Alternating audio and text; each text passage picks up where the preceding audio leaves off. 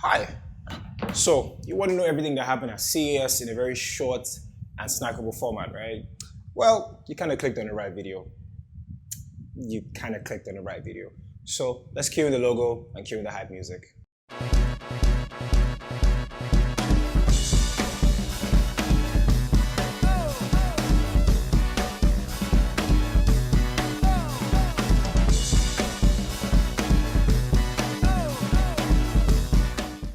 I'm not even gonna lie, CES 2020 looked like it was so much fun. If I was there, I would probably be on the showroom floor throughout the entire day just looking at different tech things and different tech products. But I wasn't, so there's 2021 to look at. But for those who don't know, CES is basically a conference that is done for companies to showcase tech products they've been working on for years. And the funny part is the kick is half of these tech products will probably never be mass produced, to never reach me, to never reach you, which is kind of a bummer. So in this video, I'm just going to be showing you the ones that will probably get to your hands, the one where you know you can spend your money on, because to be fair, that's the most important thing. If I didn't talk about this first, I'm probably going to implode because as a gamer, I'm a huge PlayStation fan and I'm very, very much excited for the PlayStation 5. The PS4 for me had better exclusives. It had the God of War, it had The Last of Us, and it had the Uncharted series. And I'm looking at you, Microsoft, for not doing much of a good job. But anyway, we are there I was watching the CES reveal of the PS5 logo, streamed it live, and it comes out and they give us this.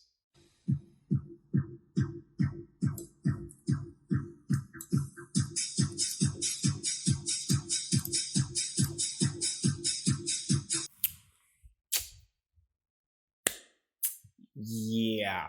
I don't know what Sony is doing, but at the same time, I'm not necessarily surprised. It looks like the same logo from the PS2, the PS3, the PS4, so I'm guessing PS5 just had to follow the same train, right?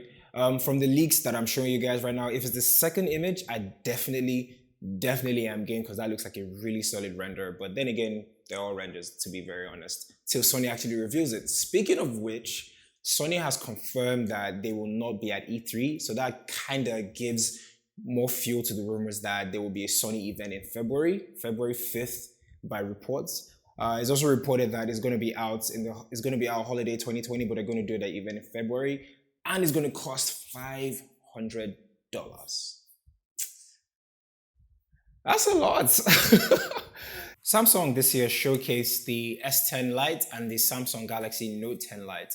According to the reps at Samsung, they are calling it a light flagship, and I have no idea what that even means. The S10 Lite has a 4500 mAh battery and is rocking a 6.7-inch 1080p display with a Snapdragon 855 as opposed to 865 most Android flagships will have later this year, which is kind of understandable why Samsung would call it a light flagship.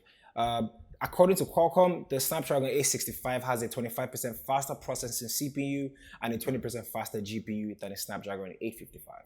Moving on with the Samsung train, if you didn't already know, Samsung are changing the names to their flagships for 2020. So they have the S11, which is now going to be called the S20. I don't know why they added 9 more numbers to their already existing number, but Samsung has to do what they have to do.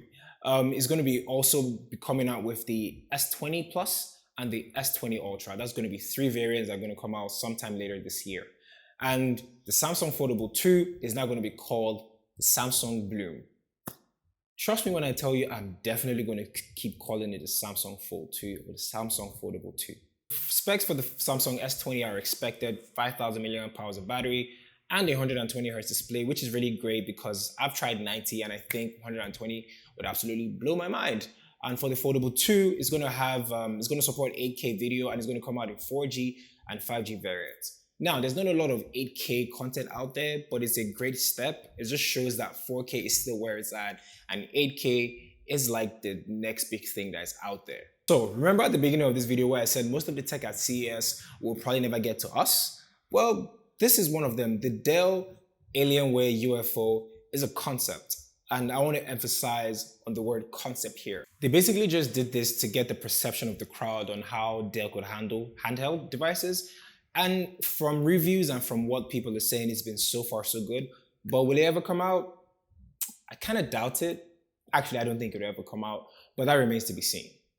The only specs we've gotten so far from the Dell Alienware UFO handheld is that it runs Windows, it's 8 inches, and it's 1900 by 1200. That's it. To be fair, specs really don't matter because it probably won't come out, but it clearly has drawn inspiration from the Nintendo Switch, and it looks a bit bigger in terms of size. Again, if this ever comes out, it's first generation, so it's okay for Dell to make as many mistakes as they can, and they need to learn from that. So I can't really nitpick anything right now, apart from the fact that I haven't actually held one, but it looks awesome and it's catered to people who love or like handheld devices. Okay, I know I said I was only going to talk about things that will be mass produced or things that we will be able to buy, but it looks like Sony knew the PS5 logo was going to like disappoint everyone. So they were like, you know what?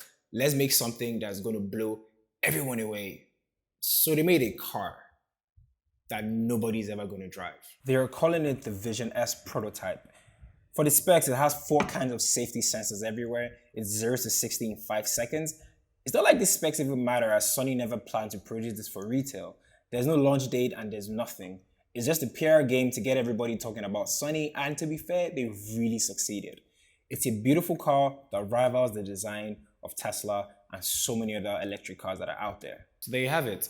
My takeaway from CES 2020 are these 3 things. 1, tech is only going to get better and it's going to get more ridiculous as the years go by, which I'm very welcome to have. 2, electric cars are the future if you can get everything running smoothly. And 3, I definitely need to be at CES in 2021.